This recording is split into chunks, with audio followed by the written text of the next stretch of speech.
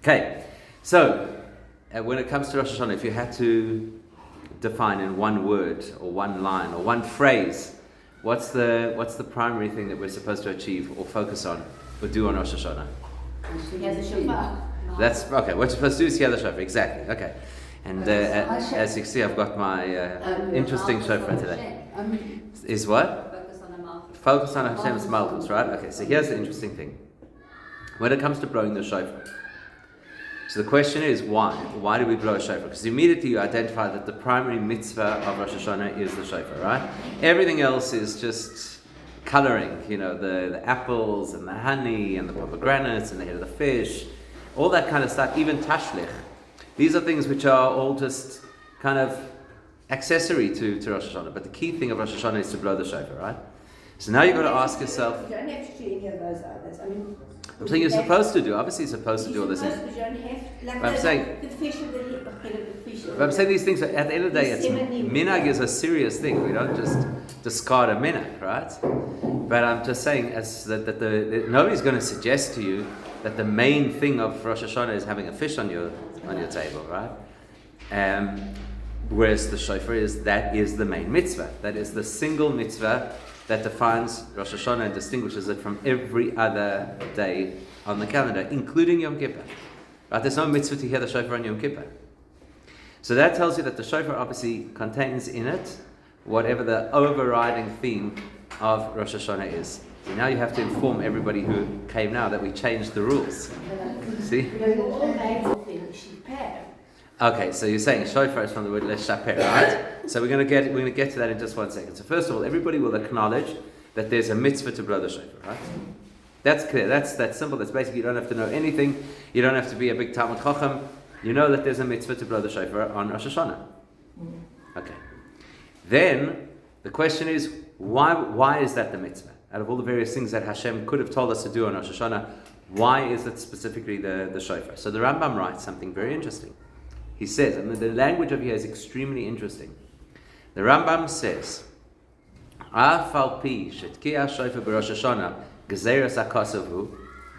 despite the fact that blowing shofar on Rosh Hashanah is gezeiras hakosov. What's the definition of gezeiras hakosov? It's something that doesn't have a rational explanation. It's a gezeira, it's a decree. That's what Hashem says. That's what we have to do. Whether or not we find a plausible explanation for why we're doing it, that's what we have to do. Gezeiras hakosov. So again, let's go back. What does the Rambam say? Af al pi. You hear the introduction? Even though blowing the shofar on Rosh Hashanah, gezeiras hakosov, is a decree of the Torah, which implies that it does not necessarily have a rational explanation. Remez yesh bedavar. There is a hint within the mitzvah of shofar to tell you what the significance of the shofar is. Interesting, right? So the gezeiras hakosov tells us straight up front that it is a gezeira, it is something which you have to just accept. This is what we do because the Torah said so. And then immediately he says, remez yesh bedavar. There's a hint, there's a message embedded within the shofar. What's the message? Uru yesheni mishinaschem. Wake up, sleepers, from your slumber, right? And then he goes on. So he goes on to explain Uru yesheni mishinaschem, that you have to wake up, and what do you have to do? V'shapru ma'aseichem. There's the word. V'shapru ma'aseichem. You have to improve your behavior. V'chizru b'teshuvah. And you've got to do teshuvah. So now we've got to understand what's the Rambam trying to tell us over here. Because it sounds like it's a self-contradictory statement. On the one hand, you're telling me that the shofar is gezeiras hakosov. That means don't expect that there's a rational explanation. And then straight away you tell us, and what is the purpose of the shofar? Well, that sounds very rational. It wakes you up. Everybody knows what happens when you hear the shofar, especially the first time that you hear the shofar. It sends chills down your spine. It's a wake-up call. There's a picture that was doing the rounds, you may have seen it, of a soldier in Tel Aviv hearing the shofar on the side of the road. And it's a very emotional picture. You can see that he's completely taken by the sound of the shofar. And that's what happens to us. It is supposed to wake us up. So that's what he's identifying. The reality of the shofar is it's a very primal sound, and it somehow hits us in a very deep part of ourselves, and that's what wakes us up to do teshuvah. So the question is, which one is it? Is the shofar there because Hashem said so? Or is the shofar there because it's supposed to arouse us to teshuvah? Now, the reason that this is significant is because if the shofar is the key motif of Rosh Hashanah, if it's the primary mitzvah of Rosh Hashanah, then you have to expect that inside, whatever the shofar represents, you will find the secret to what you're supposed to be doing on Rosh Hashanah. So on the one hand, you could say, you're supposed to hear the shofar. That's what it is. The one responsibility that you have to discharge of Rosh Hashanah is to hear the shofar. Okay, that's what you got to do. But that doesn't necessarily tell you what the theme of Rosh Hashanah is. It's interesting because we immediately default to the idea that the shofar is a sound of coronation, because the theme of Rosh Hashanah is to coronate Hashem as the king. And if you think about a coronation, you always have a lot of fanfare, and they blow trumpets and all that kind of thing. So you're blowing the shofar as well. And yet you don't hear that in the Rambam's words. All you hear the Rambam saying is that shofar is a gezeras hakosev, that it is a decree of the Torah. It doesn't say specifically that it is associated with the process of accepting Hashem as king, which is interesting. Even though, if you call something a gezerah, you're implying that there's authority. Why would you follow a decree if you hadn't already accepted the authority of the one who gives the decree? So now we've got to ask ourselves this question. We've got to understand, maybe the shofar is a multi-layered experience, which wouldn't be so surprising, because generally speaking in Judaism, things are multi-layered experiences. And we don't just take things at a singular level. We're always looking for further depth. So maybe the shofar itself has layers associated with it, which in turn unpack the layers of Rosh Hashanah itself. So here's the first question. Let's start at the very, very beginning. The shofar is a mitzvah, yes? Agreed? Yes. Shofar is a mitzvah. That means that it belongs on the list of 613 mitzvahs, which means this. On Rosh Hashanah, there are other mitzvahs that you're supposed to do. They're not necessarily unique to Rosh Hashanah. But let's say, for argument's sake, you have a mitzvah. I don't know, what other mitzvahs do we do on Rosh Hashanah? Let's try and dig deep over here. What other mitzvahs do we do on Rosh Hashanah besides hearing the shofar? We daven, right? Okay, so there you go. So you daven. So you have a mitzvah to daven. It's one of the 613 mitzvahs, even though it's a little bit debatable exactly to what extent the davening is one of the 613 mitzvahs. Is it just to praise Hashem? Is it to ask Hashem for what you need? Okay, it's a subject to a whole conversation. But let's just say very simply, there's a mitzvah to daven and there's a mitzvah to blow the shofar. Which one's the bigger mitzvah? To daven or to blow the shofar? What do you say? Shofar seems to have the popular vote. You can't say this. When it comes to mitzvahs, there's no such thing as a mitzvah that has more value than another mitzvah. Davening is a mitzvah, blowing a shofar is a mitzvah, eating kosher is a mitzvah. They are all equal. In other words, maybe what it does for you, it touches you in a different way. That's a different story. But in terms of actual mitzvah quality, blowing the shofar is a mitzvah, one of the 613 mitzvahs, and therefore is equal to any of the other 613 mitzvahs. It just so happens on Rosh Hashanah, it is the primary way to celebrate or to commemorate or to participate in Rosh Hashanah. But it doesn't mean it's a bigger mitzvah than other mitzvahs. Now, what is a mitzvah? You have to hear the shofar. Because it's a mitzvah. You have to daven also. Of course you do. The thing is that if you miss the shofar on Rosh Hashanah, that's it. There's no other alternative. There's no opportunity to catch it up. It's not like you can say, this is a very sad experience. Sometimes you have people who are stuck in a hospital over Rosh Hashanah and they're beyond walking distance of anybody who could come below the shofar for them. And afterwards they always want to say, well, during the Aser Semei Tshuva, can I hear the shofar? You can. It will make you feel good, but there's no mitzvah. You get absolutely no mitzvah value. So the reason we're making the shofar, I'm saying from a pure mitzvah perspective, like I said, it's multi-layered, but from a pure mitzvah perspective, the mitzvah of the shofar is no greater or lesser than any other mitzvah. So now you've got to ask yourself this question. Why do we do mitzvahs? Besides the fact, obviously, that Hashem told us. But what do mitzvahs do for us? What do they achieve? They connect us to Hashem. That's the purpose of a mitzvah. Every single mitzvah is an opportunity, an invitation to be able to have a connection to Hashem. Okay? So if today, I don't know how often you've tried to calculate how many mitzvahs you could do on an average day, but whatever the thing is, let's say you make up a list of all the potential mitzvahs that you could do today. So that is the amount of invitations you have to connect with Hashem today. And today is different to tomorrow, right? Tomorrow there might be other mitzvahs that you could do that you can't do today. Shabbos, the mitzvahs that you can't do during the week. Yom Tov, those mitzvahs that you can't do during the year. So there are various mitzvahs that are available to us. Every mitzvah is a connection point between us and Hashem. So think of it as a relationship between people. So sometimes in order to have a relationship with somebody, you actually have to align with the things that they're interested in, the things they care about. let's put it in the most basic relationship, an employer and an employee. There's a contract. The contract says these are the things that you're supposed to do. So obviously if you do those things, then you are still part of this relationship, which means you're still going to be in our employ. But if you don't do these things, we're going to call you in for a disciplinary hearing. And then eventually we're going to say, goodbye. Shalom al Yisrael. It's time to move on. So the nature of a relationship that is built on these kinds of commitments is that the more you fulfill the commitment, the better the relationship is. And God forbid, if you don't fulfill these commitments, then it ruins the relationship. So what happens if a person misses doing a mitzvah? We're not even going to talk about Averos. Averos is obvious, right? If a person does something which is what Hashem does not want, needless to say, that is going to ruin our relationship. That goes without saying. But if a person has the opportunity to do a mitzvah and they don't do it, what happens? They lose out. They lose an opportunity for connection. Can they ever regain it? So for example, there's a mitzvah to say Shema. So if a person misses saying the Shema on Monday, can they say the Shema twice on Tuesday to catch up? No. So that means that you've missed the opportunity. It's gone, it's finished, that's it. You've lost the opportunity. There's no way to turn the clock back. There's no way to recapture something that once upon a time should have happened. If it didn't happen, it didn't happen. So at that level of relationship between us and Hashem, the relationship is defined by the things that we do. If we do them, that strengthens the relationship. If we don't do them, God forbid, that weakens the relationship. And if we go against what Hashem wants, that damages the relationship. So the first thing that you have to know is the shofar is a mitzvah. And therefore it's on a par with any other mitzvah. If you do it, it forms a relationship with Hashem. If you miss it, you lose an opportunity for a relationship with Hashem. And there isn't really a way to do it that is an aveira. There's no sinful way to blow a shofar.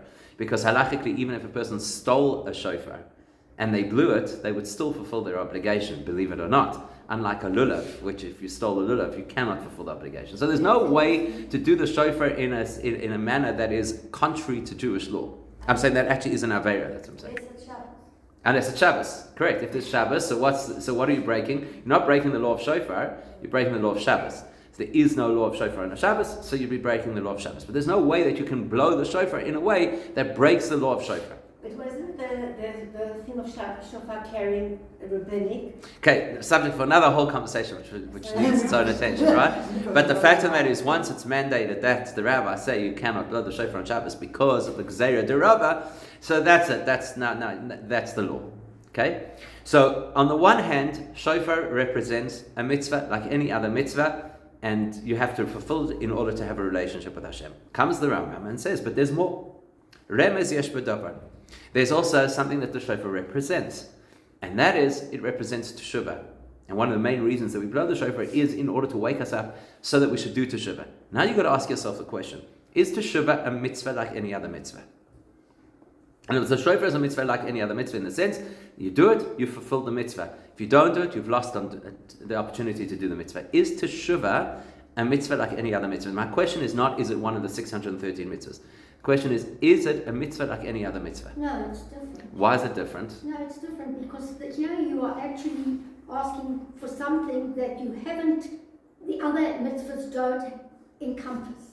Okay, so maybe you could say the same with davening. Maybe you could say that davening also addresses or asks for something which the other mitzvahs do not necessarily. Or maybe the opportunity is so available on Rosh Hashanah. Okay, remember, Teshuvah is not unique to Rosh Hashanah. Right? Teshuvah is firstly available every single day, then we have the whole month of Elul, and then we have the 10 days of Teshuvah. So Teshuvah, and we don't say Al Chet on Rosh Hashanah. So Teshuvah isn't necessarily the main theme of Rosh Hashanah, and it's not unique to Rosh Hashanah. But still, let's come back to the question about Teshuvah itself. So Teshuvah is the same or different to other mitzvahs? Isn't Teshuvah more you're doing it for yourself, whereas other mitzvahs are you doing it to connect with Hashem? Okay, so you're doing a mitzvah to connect with Hashem. So what does it mean that you're doing Teshuvah for yourself? What does that mean? You are doing it so you can get closer to Hashem. So then again, you're doing it to get closer to Hashem. But you're doing it not because Hashem, He's not commanding you to do it. You're also taking it on yourself. So is there no mitzvah to do Teshuvah? There is a mitzvah to do Teshuvah, right? So then you are commanded by Hashem to do Teshuvah. So what is the difference between Teshuvah and any other mitzvah? It's as follows. To use a little bit of Kabbalistic terminology, So we talk about two different kinds of energy that Hashem relates to us with, which in turn allow us two different ways to connect to Him. The one type of energy is what we call Pnimi, and the other type of energy is what we call Makif. Now, first we'll translate what they mean, and then we'll understand what they mean. So Pnimi means something which is internal, and Makif means something which is external, or more correctly, because external can sound quite negative, encompassing. So let's understand the difference. Right now, we are all together having a shared Pnimi and Makif experience simultaneously. What's a Pnimi experience? We're learning something. And the nature of learning is that it's very personal. Every person processes information uniquely. So even though the information is the same, every person's experience of this information is personal. And that means also that, let's just say at a particular point in what we're learning together, somebody walks past and somebody in the room gets distracted, then they might miss that piece of information. And so therefore there'll be part of the learning that isn't Pnimi. It never got to be part of me because I was distracted at that point. So the nature of a Pnimi relationship is that it's very personal and it is very unique from person to person and from situation to situation, which means that it is... Well, yeah, exactly. Which means that at the end of the day, if I'm talking about a relationship with Hashem, yes, of course, the relationship is achieved through mitzvahs, but at the end of the day, the relationship is also quite personal at the end of the day. And what I mean by personal is not just personal to me, it's personal to the mitzvah.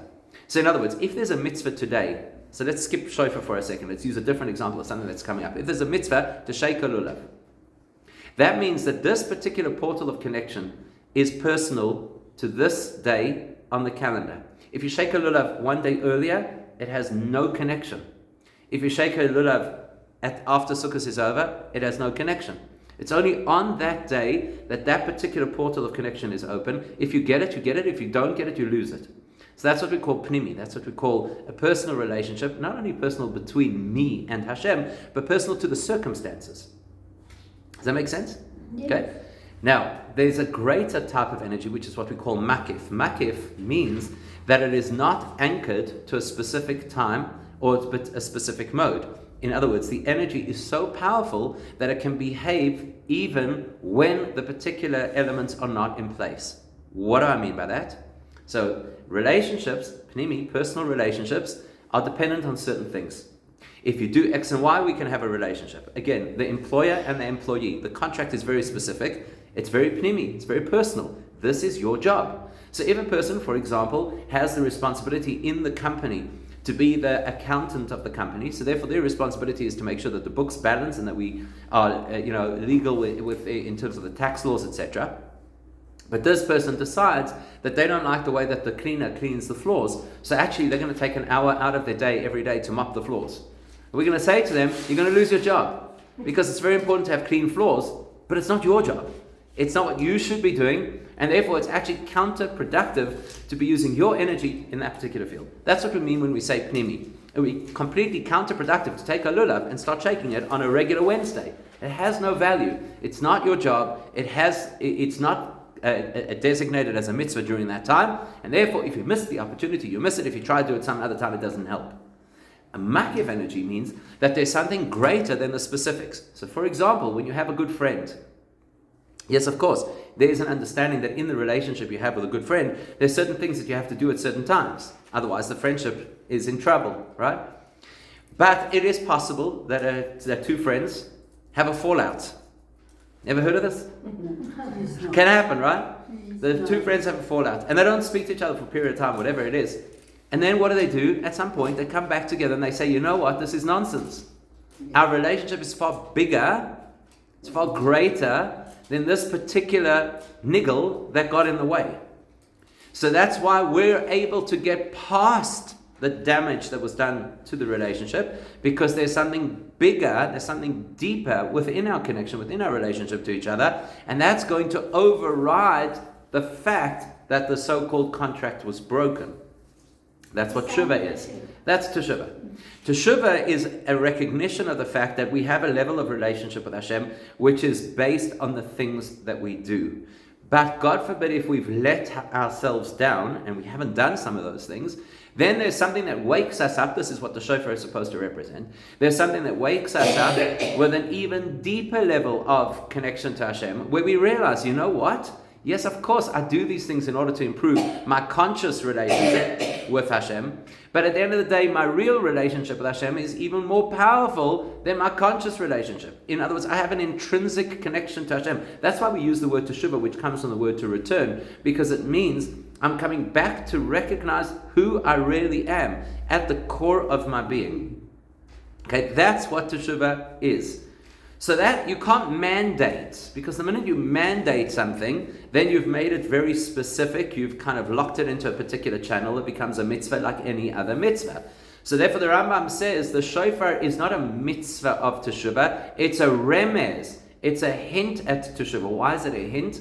Because you can't legislate teshuvah. It has to be something where the person reaches deeper within themselves, and maybe there's a catalyst like the shofar which wakes us up and helps us recognize that there actually is something far more profound to our relationship with Hashem than only the sum of the parts of the things that we do. So now I've got to find that part of myself. That's what the shofar is trying to do. Find that part of myself, interestingly, without getting into the details of an al-khayt. We'll deal with that later. We'll deal with that on Yom Kippur.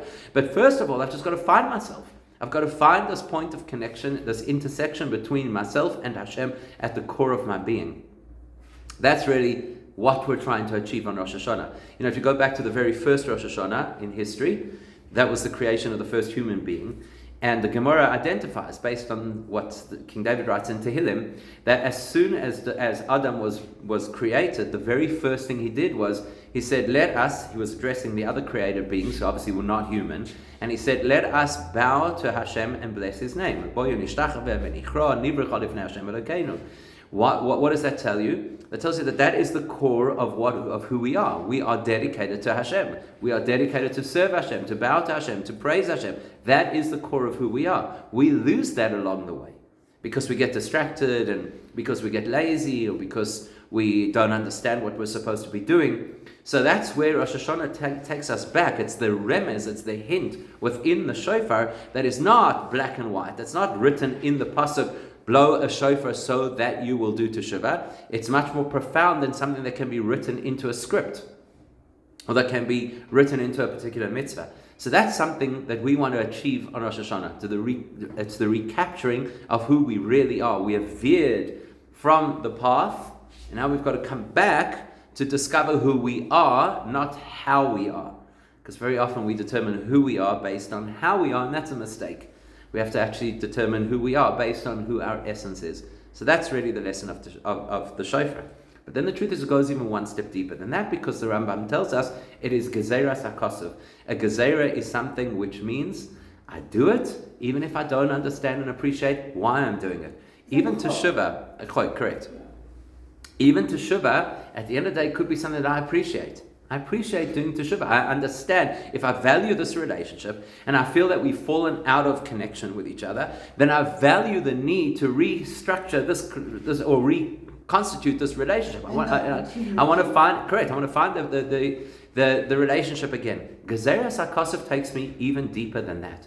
Gezeras HaKosov means that when I blow the shofar, which is associated with the acceptance of Hashem as a king, meaning to say I'm accepting Hashem's authority absolutely, then this is a moment of a very, very profound point of connection, which says this: if the shofar is supposed to remind me of who I am at the core of my being, the truth is who I am at the core of my being is I'm one with Hashem. Therefore, I don't need things to make sense before I commit to them. That's what a gezeras hakosov is. That's what Kabbalas HaMalchus means. You accept Hashem's authority. If you think back to the old monarchies, when the crowd would all gather and they'd scream, "Long live the king," which was part of the coronation ceremony, most of those people were uneducated people. And even if they were educated people, there was no expectation that because they are now pledging allegiance to the king's going to explain to them what they need to do and why it's important. They were effectively saying, whatever you tell us to do, we're going to do it. That's just how it's going to work. You're going to tell us and we're going to follow because we have pledged allegiance to you. And that is the deepest layer of Rosh Hashanah, is that we stand in front of Hashem on Rosh Hashanah and we say, no matter where I've been and what I've done and how much I've let myself down or disappointed myself, I'm standing here exposing the core of who I am, which is I am absolutely connected to Hashem at the essence of my being. Therefore, I am ready to accept the gezeiros, whatever you tell us to do, whether we ever understand it or not, whether we ever see the benefit or not, even whether it earns us Gan Eden or not. It's irrelevant. The only thing that is irrelevant is absolute commitment to Hashem. That's the deepest level of Rosh Hashanah. That's Kablu Malchusi, as the Gemara says. That Rosh Hashanah is that you blow the shofar in order that we should accept Hashem's Malchus. How? Through the shofar, right? The famous Gemara in Rosh Hashanah that says we have 3 types of prayer in Rosh Hashanah: Malchios, Zichronos, and Shofaros. Where the idea is, Malchios is to accept Hashem's authority. Says the Gemara, Ubameh, how do you accept Hashem's authority? By shofar. Meaning to say that there's another layer of the shofar which is supposed to take us to the very essence of who we are, which is completely committed to Hashem, without bias, without expectation, without ulterior motives. And that's really where we want to get to on Rosh Hashanah. It's to this place of absolute dedication to Hashem, regardless. If we can get there, we'll have a very different experience of the year ahead, Mitzvah Hashem. It's like faith.